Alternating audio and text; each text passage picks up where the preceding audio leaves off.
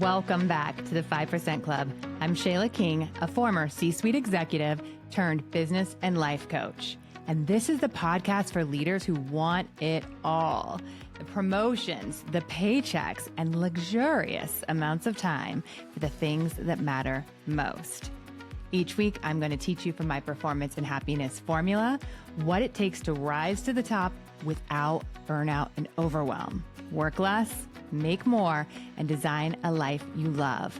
That's what we do in the 5% Club. Let's go. I used to think I was the opposite of a victim. I take feedback well, I own my mistakes, I'm very independent, and I don't need anyone to rescue me. If you had asked me 5 years ago whether I had a victim mindset, I would have said absolutely not. And yet, I was still doing it constantly without even knowing that it was happening. Anytime we are in victim mode, we're causing ourselves pain. We're living at a lower, less happy level, a lower frequency, if you will. And you, my friends, deserve better than that. You deserve a big, happy, beautiful life. And that starts with losing the victim mentality and owning your life and your decisions. Today, I'm going to show you how you're giving your power away and your happiness away and how to take them back.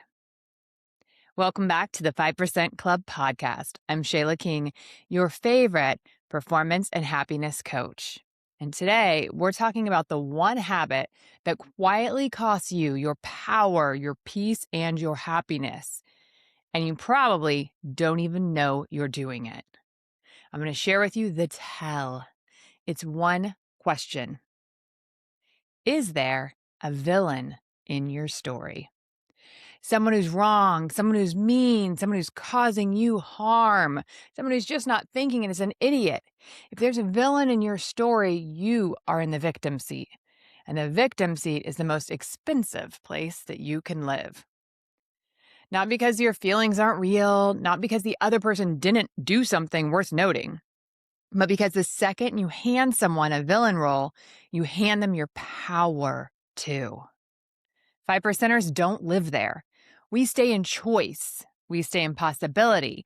We keep our thoughts and our conversations pointed forward. That's the difference. And every day the villain lives in that story, you pay for it in your energy and heaviness and in happiness. So let me take you through the 3 types. These are villain stories that really show up in 3 different flavors or styles, if you will. And most of us are running all 3 of them without even knowing it. First, the active villain. Someone did something. They took credit. They made a call that hurt you. They said the wrong thing. Something real happened and now they're the problem. 2 is the passive villain. Someone didn't do something. They didn't step up. They didn't help. They didn't notice. And their absence became your excuse for staying stuck. Or 3, the emotional villain. Someone made you feel something, mad, disrespected, left out, and now they're proof that they're the problem. 3 flavors, 1 outcome. You hand your power to someone else, and you walk around carrying that weight that was never yours to carry. The first one looks like this. I want you to imagine this scene. A coworker takes credit for your work at a meeting. That's real. That happened, and it's frustrating. But notice what happens next. If you spend the next 3 weeks narrating, they always do this to me.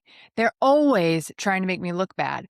You moved away from something happened to I am being victimized by this person. One is a fact. The other is a story that you're living in. Addressing what happened, going to your boss, setting a boundary in the next meeting, that's worth doing, and that part is real strategy. The villain story is a different thing. The one where this person is now a category, someone who's out to get you, someone who you're bracing against in every meeting before they've even said a word. That story doesn't get you the credit back. It just keeps you small, on edge, and quietly building a case in your head instead of moving on to the next thing. Meanwhile, you're the only one suffering. She's not up at night. You are. So if you often feel like you can't control your emotions and they're just happening to you, I'm going to offer you this trick. Instead of saying, I am angry or I am hurt, try saying, I notice anger around me. I notice hurt around me. You see, I am angry makes the emotion your identity. You become that feeling. But I'm noticing I'm feeling some anger is more like it's weather, like it's around you, not happening to you.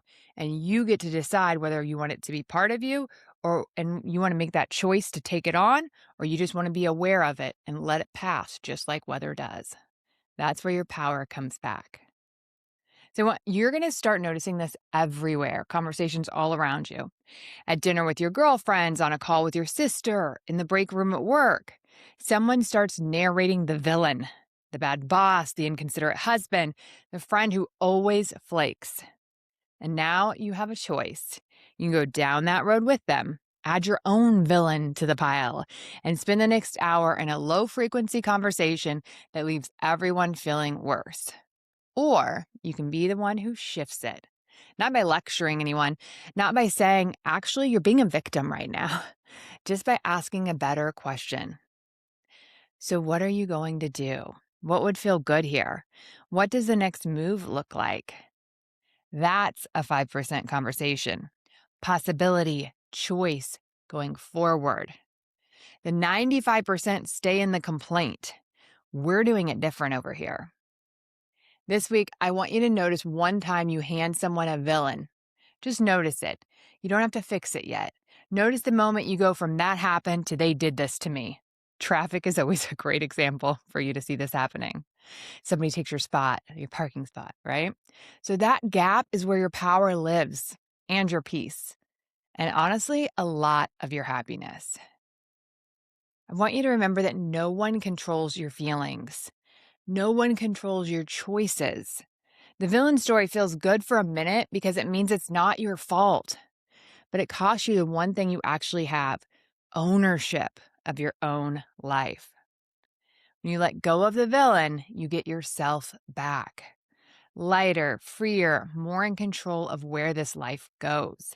That's the 5% life. Now, we go deeper into this subject and we practice rising above it week by week inside the Performance and Happiness Lab. That is where the real work happens, where I get to point out to you when you're coming in without all of your power, where we get to go through situations and say, look, I can't coach the other person. I can only coach you. So what do you want to do in this situation?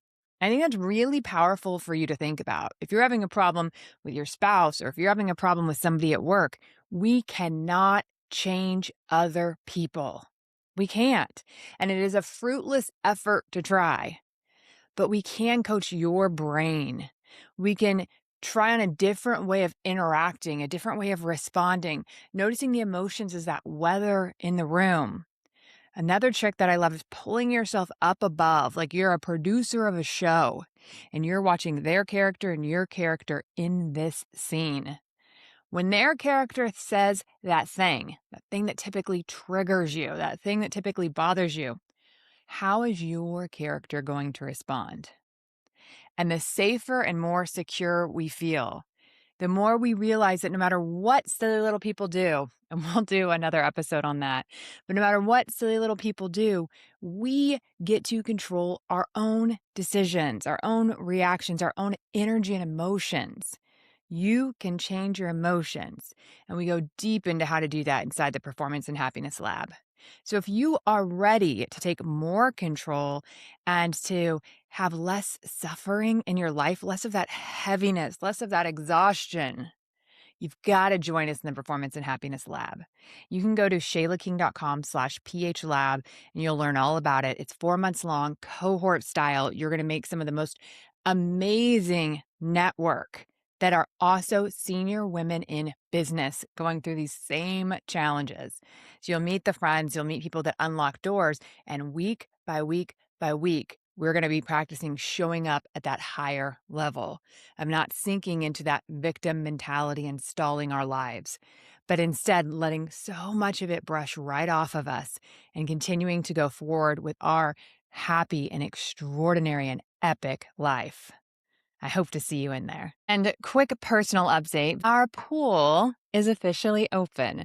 I know I've been talking to you all about this dream of mine of having a pool and how it was such a childhood positive memory for me. And so now being able to have one and have some rolling hills behind us here in Texas and have it be designed the way that I wanted, it's just an absolute gift. And the kids are out there all the time playing together, and we're doing family pool parties and starting some regular brunches where, every Sunday we're going to be hosting a brunch and having a fun little menu. And my friend's son is a DJ. He's like 8, 9 years old and is doing professional gigs. And so he's going to come over and we're going to have a big launch pool party. And I'm honestly just so grateful. And so for you, I don't think it has to be a pool, but what is it that you're like, if I invest my money in this way, I will be able to get the most oodles, the most return on my investment when it comes to happiness? And we're going to be having a resourcing workshop soon where we really talk about how to add ease into your life, how to reduce friction and use money to do that. And so, whenever we use money, and I could do a whole episode on this, but whenever we use money, we want to think about what actually gives me the return. And some of this is on making every single day easier in your life. Sometimes it's around getting a driver and getting someone to help with meals and getting someone to clean your house so that you actually enjoy your life and aren't going to bed constantly thinking about the never ending to do list, or living in a home that isn't clean and organized because it's not realistic for you to do that on top of being a dual career family. And so we'll think about ways that you can spend your money that give you the most peace and happiness in return. And it's not that it's bad for it to be on material possessions. But what I want you to do is not buy what you're supposed to buy. You don't have to upgrade the car. I don't need a G-Wagon because I don't really value cars.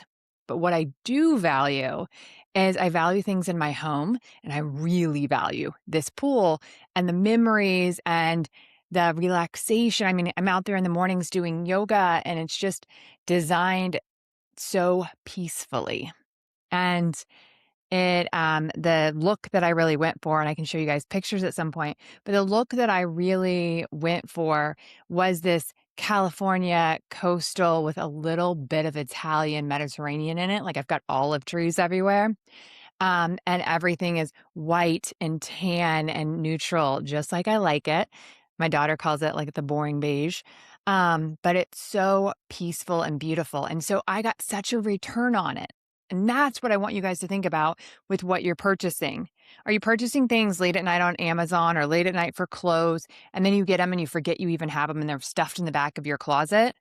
That is the kind of buffering that we do when we spend money on things that just make us feel good right there in the moment for 30 seconds. But what I want you to think about is, where can I spend my money that I will be being so excited like Shayla is and constantly saying, God, I'm so grateful for this. It's so beautiful and it feels so special to me and I really love it. And that could be a trip, that could be an item, that could be something in your home, or that could be I'm changing my brain with how I feel by getting coached. Now, me personally, I will always have a bucket of my money that goes towards coaching, and I'll have my brain coached for the rest of my life. But in addition to that, then I find my spending categories. And for me, it absolutely has to do with travel. It has to do with my personal home, and it has to do with my style. I enjoy clothes. Now, what I don't care about as much is I don't care as much about cars. I don't care as much about food. And I don't care as much about, really special tickets to an event kind of thing. I like doing things, but that's my spending category. So it's always fun to figure out what yours are. All right. I'll see you next week, friends. Bye. Thanks for joining me in the 5% Club today.